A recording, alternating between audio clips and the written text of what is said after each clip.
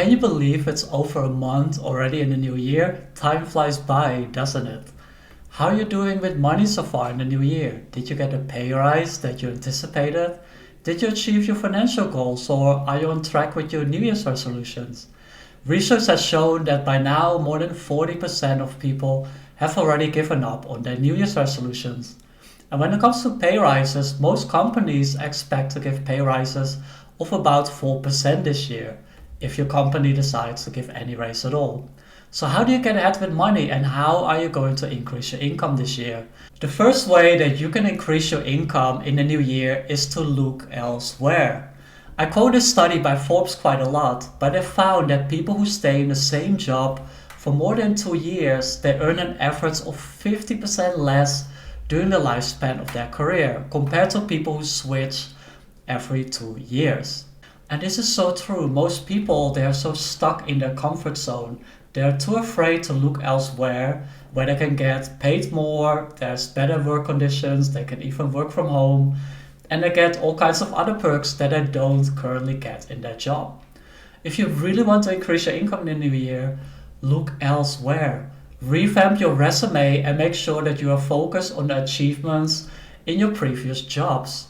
Most people write their resume task-based, like I was responsible for this and I did this. Companies don't really care, they care about your achievements. If you can write down achievements like I save costs for the company, I help to increase productivity by X amount, I increase sales, I increase happiness or whatever it is. If you focus on that, your resume becomes way more interesting for other companies to hire you and to give you a raise. And that's what expected. If you switch jobs, companies don't expect you to go for the same salary. They always expect you to get paid more and ask for a raise in a new job. Why else would you look for another job? The second way that you can increase your income in this year is to start working on the evenings and on the weekends. Most people have this 9 to 5 mentality. They work hard during the day and during the evenings, they turn on the telly, they turn on Netflix, they scroll endless hours through Instagram and YouTube. I mean, I've never done it. I'm sure you haven't either. But there's many people that have this mentality. If you want to raise your income and if you truly want to be financially free, you need to start sacrificing your evenings and your weekends and build on a side hustle or even start your own business. And today it's easier than ever to work on a side hustle or start your own business. You no longer have to have a second or third job, waiting tables or being a babysitter. Today you can just work from home and start something online that eventually over time you can scale as well. Because why do you really want money? People want money to give them more options, to give them more choices, to allow them more time to spend with their loved ones. And if you are working all of your time for money, you'll be working till the day that you die. You want to create a business and a side hustle that pays you while you sleep.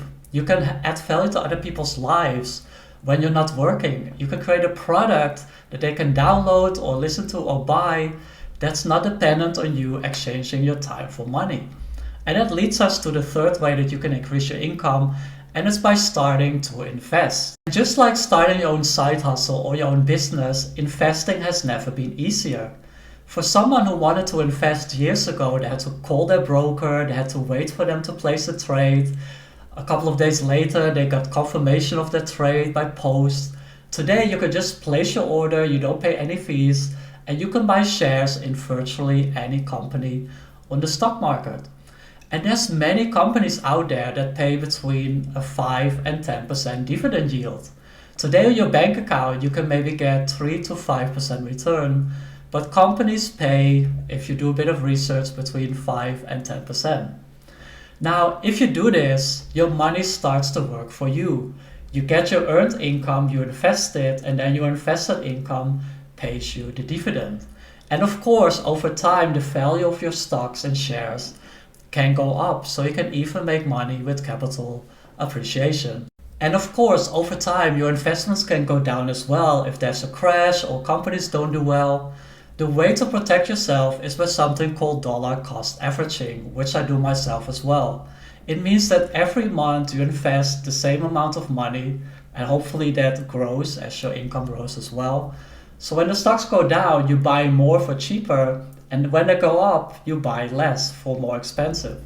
The fourth way that you can raise your income this year is actually by cutting down expenses.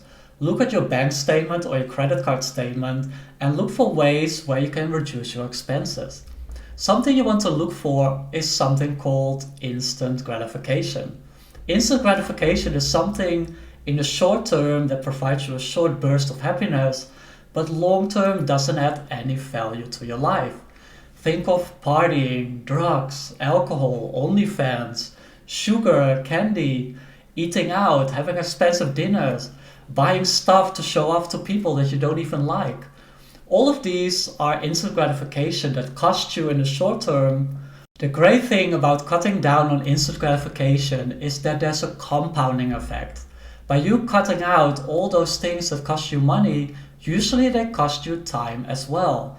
Let me explain. If you have a Netflix subscription and you just watch for hours and hours and hours, and you decide to cancel that, now you have all of this free time that you can work on building a side hustle, building your business, serving other people, having a second job.